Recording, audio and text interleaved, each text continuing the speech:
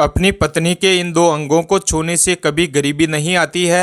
औरत को देवी का रूप कहा गया है और देवी का हर एक अंग बहुत ही पवित्र होता है।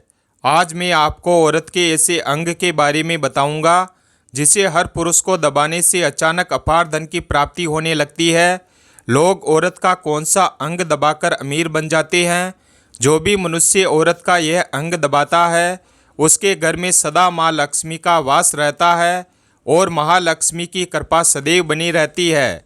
आज के इस वीडियो में मैं आपको एक सच्ची कहानी के माध्यम से बताऊंगा कि औरत का वह कौन सा अंग है जिसे हर पुरुष को दबाना चाहिए। अधूरी जानकारी विष के समान होती है, इसलिए वीडियो को बीच में छोड़ने की गलती ना करें और ध्यान लगाकर पूरा जरूर सुनें। एक बार की बात है, भगवान शिव और माता पार्वती कैलाश पर्वत पर बैठे हुए थे। तभी देवर्षि नारद उनके पास आते हैं और हाथ जोड़कर कहते हैं, हे प्रभु, आज मैं आपके पास अपने एक प्रश्न के निवारण के लिए आया हूँ, कृपया उसका समाधान कीजिए। तब भगवान शिव कहते हैं, हे देवर्षि, बताओ आपका कौन सा प्रश्न है। तब देवर्षि नारद कहते हैं, हे प्रभु, मुझे आपसे यह जानना है कि स्त्री के कौन से अंग को छूने से मनुष्य के घर में अपार धन की प्राप्ति होती है और माँ लक्ष्मी सदैव वहाँ पर निवास करती है। देवर्षि नारद की बात सुनकर भगवान शिव उनसे कहते हैं, हे देवर्षि, आज मैं आपको एक कथा सुनाता हूँ, उसके माध्यम से आपको आपके सवाल का जवाब मिल जाएगा। फिर भगवान शिव देवर्षि नारद को कथा सुनाना आरंभ करते हैं और कहते हैं, हे देवर्षि, एक गांव में मोहन नाम का एक व्यक्ति रहता था। वह अपनी पत्नी से बहुत ज़्यादा परेशान था क्योंकि उसकी पत्नी बात बात पर हमेशा उसे ताना मारा करती थी और उससे कहती थी कि तुम्हारे पास है ही क्या, घर में खाने तक को कुछ नहीं है। उसके घर में बिल्कुल कंगाली छा गई थी, एक भी रुपया नहीं था और उसके घर में खाने के लिए अन्न का एक दाना तक नहीं था। एक तो घर में खाना नहीं था और ऊपर से पत्नी के ताने। इन सब से मोहन बहुत परेशान हो गया था। उसे समझ नहीं आ रहा था कि वह क्या करे। फिर एक दिन की बात है, मोहन अपने घर से निकलकर एक सुनसान रास्ते पर जाने लगा। वह उस सुनसान रास्ते पर चल ही रहा था कि उसे एक साधु तपस्या करते हुए दिखाई दिए। वह उनके पास जाकर बैठ गया। जब साधु ने अपना तप खत्म किया तो मोहन उनके सामने जोर जोर से रोने लगा। साधु ने मोहन से कहा, बेटा, तुम्हें क्या दिक्कत है, तुम क्यों रो रहे हो, आखिर तुम्हें क्या परेशानी है। तब मोहन ने साधु महाराज से कहा, हे महात्मा, मेरे घर पर मेरी पत्नी है जो मुझे रोजाना ताना मारती है। मैं गरीब हूँ तो इसमें मेरा क्या कसूर है। मैं कितना भी कुछ कर लूँ लेकिन धन कमा ही नहीं पाता हूँ। मेरा एक छोटा सा धंधा था, वह भी पत्नी के क्लेश की वजह से चौपट हो गया है। वह दिन रात मुझसे झगड़ा करती है। अब तो मैं दाने दाने के लिए मोहताज हो गया हूँ। हमारे घर में खाने के लिए कुछ भी नहीं है, इसके अलावा पहनने के लिए वस्त्र भी नहीं है। लेकिन मैं अपनी पत्नी को समझाता हूँ कि वह मुझे ताने ना मारे, मुझसे झगड़ा ना करे, लेकिन वह बिल्कुल भी नहीं मानती है। हे महात्मा, इसी वजह से मैं बहुत ज़्यादा परेशान हूँ, इसी वजह से मैं घर छोड़कर यहाँ आया हूँ। मोहन की बात सुनकर साधु महात्मा कहते हैं, रो मत बेटा, आज मैं तुम्हें एक काम बताने जा रहा हूँ जो तुम्हारी किस्मत चमका देगा।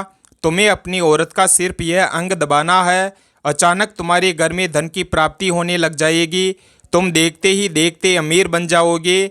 इसके बाद वह साधु कहते हैं, जो भी पुरुष अपनी पत्नी के इन दो अंगों को दबाता है उसके घर में कभी भी धन की कमी नहीं रहती है और ना ही उसके घर में लड़ाई झगड़े होते हैं। वह जो भी व्यापार करता है उसमें हमेशा तरक्की होती है। फिर साधु कहते हैं, अब मैं तुमको औरत के उन अंगों के बारे में बताने जा रहा हूँ, इसे ध्यान से सुनना और अपने जीवन में इस पर गौर करना। साधु महात्मा की बात सुनकर मोहन उनसे कहता है कि जितना जल्दी हो सके मुझे उन अंगों के बारे में बता दीजिए। तभी वह साधु मोहन को एक कहानी सुनाते हैं और बताते हैं कि एक नगर में एक किसान रहता था। उसके बहुत सारे खेत थे जिस पर वह दिन रात मेहनत करता था। उसके घर में किसान और उसकी पत्नी रहा करते थे। उस किसान और उसकी पत्नी में आपस में बहुत ज़्यादा प्रेम था। उसके घर में किसी भी प्रकार का लड़ाई झगड़ा या क्लेश नहीं होता था। इसी वजह से उसके घर में सदैव महालक्ष्मी का वास रहता था और उसके खेतों में इतनी ज़्यादा पैदावार होती थी कि वह दिन प्रतिदिन और ज़्यादा अमीर होता जा रहा था। उस किसान और उसकी पत्नी में इतना प्रेम था कि आसपास के लोग उन्हें देखकर जल जाया करते थे। धीरे धीरे उसके पूरे गांव के लोग यह जान गए थे कि किसान और उसकी पत्नी में बहुत ज़्यादा प्रेम है। धीरे धीरे यह बात उस नगर के राजा तक पहुंच गई। किसान और उसकी पत्नी की बात जब राजा के पास पहुंचती है तो राजा भी उनके प्रेम की काफ़ी ज़्यादा तारीफ करते हैं और वह सभी से बताते हैं कि हमारे नगर में एक किसान और उसकी पत्नी रहते हैं जिनमें कभी भी लड़ाई झगड़ा नहीं होता है। उन दोनों में आपस में इतना प्रेम है कि मैंने ऐसा प्रेम अपनी ज़िंदगी में कभी नहीं देखा है। एक बार की बात है, राजा पूरे नगर में ढिंढोरा पिटवा देते हैं कि नगर में जितने भी लोग हैं वह सभी अपने घर में घी का दीपक जलाएंगे। रानी राजा से पूछती है कि आप ऐसा क्यों कर रहे हैं, सबके घर में घी का दीपक क्यों जलवा रहे हैं। तब राजा अपनी रानी की बात सुनकर कहते हैं, हे रानी, दीपक प्रेम की निशानी होता है। जिसके घर में घी का दीपक जलता है उसके घर में सदैव प्रेम बना रहता है। और मैं चाहता हूँ कि जो प्रेम किसान और उसकी पत्नी के घर में है वह हमारे पूरे नगर में रह रहे पति पत्नी के बीच हो। इसीलिए मैं हर घर में दीपक जलाना चाहता हूँ। राजा के सैनिक जाते हैं और नगर में हर जगह ढिंढोरा पीट देते हैं और कहते हैं सभी के घर में रात भर घी का दीपक जलना चाहिए। राजा की बात मानकर सभी नगरवासी अपने घर में दीपक जला देते हैं। लेकिन जैसे ही आधी रात होती है तो सभी के घर के दीपक बुझ जाते हैं, लेकिन किसान के घर का दीपक वैसे ही जलता रहता है। दीपक हमेशा किसान की पत्नी जलाती थी, लेकिन वह किसान की बात नहीं मानती थी। वह हमेशा अपनी मनमानी करती थी, उसका जो भी मन करता था वही काम करती थी। लेकिन किसान को इस बात से कोई भी दिक्कत नहीं होती थी, क्योंकि किसान बहुत समझदार था। किसान सोचता था कि यदि मैं अपनी पत्नी को रोक टोक करूँगा तो घर में बेवजह के लड़ाई झगड़े होंगे।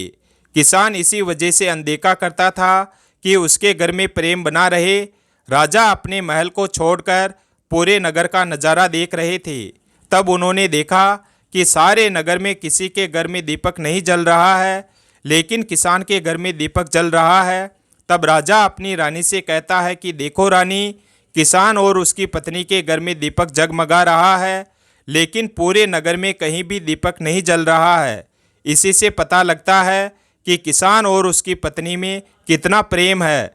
तब रानी राजा से कहती है कि जो किसान और उसकी पत्नी में प्रेम है वह किसान की पत्नी की वजह से है और इसी वजह से उसके घर में इतना ज़्यादा प्रेम है। जब राजा रानी की बात सुनता है तो कहता है कि नहीं रानी, तुम्हारा सोचना गलत है। जो प्रेम किसान के घर में है वह उसकी पत्नी की वजह से नहीं है, बल्कि वह किसान की वजह से है। फिर रानी कहती है कि किसान की पत्नी बहुत ज़्यादा समझदार है, आपका सोचना गलत है और यही वजह है जो कि उनके घर में कभी भी लड़ाई झगड़ा नहीं होता है। फिर राजा कहता है कि किसान समझदार है और रानी कहती है कि किसान की पत्नी समझदार है। इसी तरह से कुछ देर तक चलता रहा और इसी बात को लेकर राजा और रानी के बीच में काफ़ी झगड़ा हो गया। इसके बाद रानी ने राजा की दाढ़ी उखाड़ ली और राजा ने रानी को उठाकर पटक दिया। इसके बाद राजा कहता है कि हम लोगों को झगड़ा करने की ज़रूरत नहीं है, क्यों ना हम किसान और उसकी पत्नी की परीक्षा ले लें। सारा दूध का दूध और पानी का पानी हो जाएगा। लड़ाई करने के बाद इस बात पर राजा और रानी दोनों सहमत हो गए और दोनों की परीक्षा लेने के लिए तैयार हो जाते हैं। तब राजा अपने महल में जाता है और एक पुरुष सैनिक को बुलाता है और पुरुष सैनिक से कहता है कि तुम किसान के पास जाओ और जो सवाल मैं तुमसे बोल रहा हूँ वही सवाल तुम किसान को बोल देना। वह पुरुष सैनिक बोलता है, ठीक है महाराज। वह सैनिक राजा की बात सुनकर किसान के पास जाता है। उस समय किसान की पत्नी खेतों में गई हुई थी, लेकिन किसान की कुछ तबीयत ठीक नहीं थी, इसी वजह से वह खेतों पर नहीं गया था। उस समय वह सैनिक किसान के घर पहुंच जाता है और किसान से कहता है, मैं राज दरबार से आया हूं, राजा साहब ने मुझे भेजा है। सैनिक की बात सुनकर किसान कहता है, बताइए मैं आपकी क्या सेवा कर सकता हूं, आप बैठ जाइए, मैं आपके लिए पानी लेकर आता हूं। तभी वह सैनिक बोलता है कि नहीं, तुम कुछ भी मत लाओ, मैं राजा का सैनिक हूँ, बस आपके पास राजा का समाचार लेकर आया हूँ। तब किसान कहता है ठीक है, आप मुझे बताओ राजा साहब ने मेरे लिए क्या समाचार भेजा है। फिर सैनिक कहता है किसान, राजा साहब ने यह बोला है कि यदि तुम अपनी पत्नी को छोड़ देते हो तो राजा साहब आपको बहुत सारे हीरे जवाहरात और साथ में तुम्हारी ज़मीन से 2 गुना ज़्यादा ज़मीन राजा साहब आपको गिफ्ट में देंगे।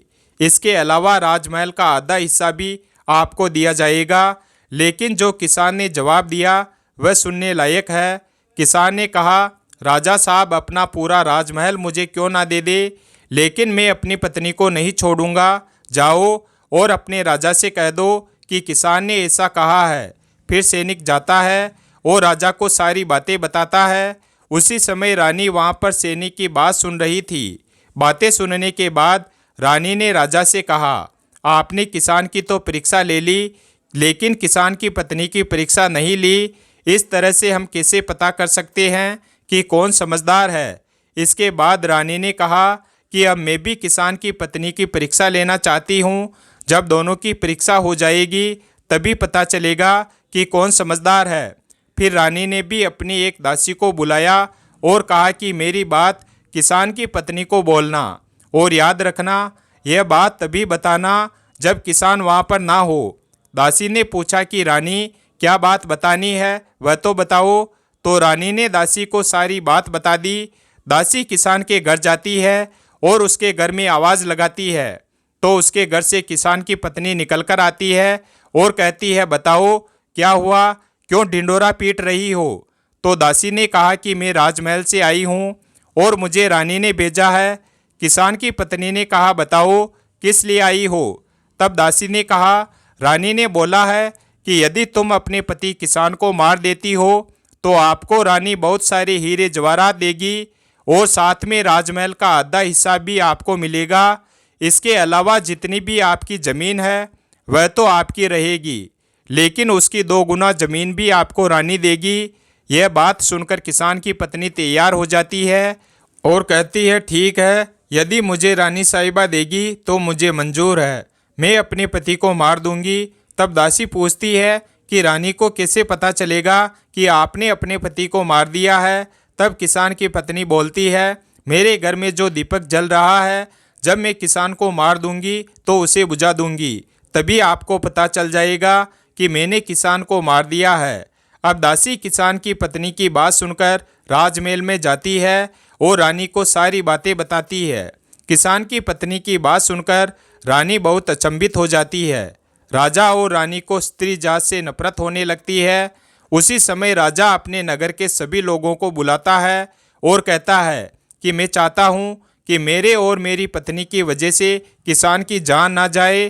तुम लोग ऐसा करो, उस किसान के घर जाओ और सारी बातें बता दो और उसकी जान को बचा लो, वरना किसान की पत्नी उसे मार देगी। इधर सैनिक किसान के घर जाते हैं और सोचते हैं कि किसान की पत्नी किसान को रात में मारेगी और दीपक बुझाएगी। इससे पहले ही हम किसान के घर में पहुंच जाते हैं और किसान को बचा लेते हैं। जैसे ही राजा के सैनिक किसान के घर पहुंचते हैं तो देखते हैं कि किसान तो मरा पड़ा है। तो सैनिक किसान की पत्नी से बोलते हैं कि आप तो किसान को रात में मारने वाली थी, लेकिन आपने अभी किसान को क्यों मार दिया। तब किसान की पत्नी बोलती है कि किसान को तो मुझे मारना ही था, रात में तो मुझे सिर्फ दीपक ही बुझाना था, इसीलिए किसान को तो मैंने दिन में ही मार दिया है। सभी सैनिक तुरंत ही किसान के घर से दौड़े दौड़े जाते हैं और राजा और रानी को सारी बातें बताते हैं। राजा और रानी क्रोध से आग बबूला हो जाते हैं। इसके बाद राजा और रानी किसान की पत्नी को बंदी बनाकर लाने के लिए अपने सैनिकों से कहते हैं। सैनिक जाते हैं और किसान की पत्नी को बंदी बनाकर ले आते हैं। राजा किसान की पत्नी से पूछता है ऐसा तुमने क्यों किया, तुम लालची औरत हो, तुम्हें पैसों से प्यार है। तभी किसान की पत्नी ने जवाब दिया और बताया कि मुझे तो किसान को पहले ही मारना था, वह तो मैं कोई बहाना ढूंढ रही थी, क्योंकि किसान की आदत बहुत खराब थी, वह मेरे साथ बहुत खराब व्यवहार किया करता था। तो राजा ने कहा कि किसान ऐसा क्या करता था। तो किसान की पत्नी ने जवाब दिया कि वह मेरे नाक का ऊपरी हिस्सा अपनी उंगली से हमेशा दबाया करते थे। इसके अलावा किसान एक काम और मेरे साथ करता था। वह किसान मेरे कान का पिछला हिस्सा अक्सर अपनी जीभ से स्पर्श किया करता था। फिर राजा ने पूछा, यह बताओ, जब आप लोग गरीब थे तब क्या किसान आपके साथ ये काम करता था? तो किसान की पत्नी बोलती है, नहीं महाराज, तब ऐसा नहीं करता था। तब राजा ने कहा, मैं समझ गया कि किसान ऐसा क्यों करता था। उसी समय साधु ने मोहन से पूछा, तुम्हें कुछ समझ में आया? औरत का कौन सा अंग दबाने तथा चूसने से लोगों को अचानक धन की प्राप्ति होती है? तो मोहन ने कहा, नहीं महाराज, मुझे अभी भी समझ में नहीं आया। तभी साधु कहते हैं, अगर अभी भी समझ नहीं आया तो मैं फिर से तुम्हें बताता हूँ। किसान अपनी पत्नी के साथ जो पहला काम करता था वह है उसके नाक के ऊपरी हिस्से को अपनी उंगली से दबाता था।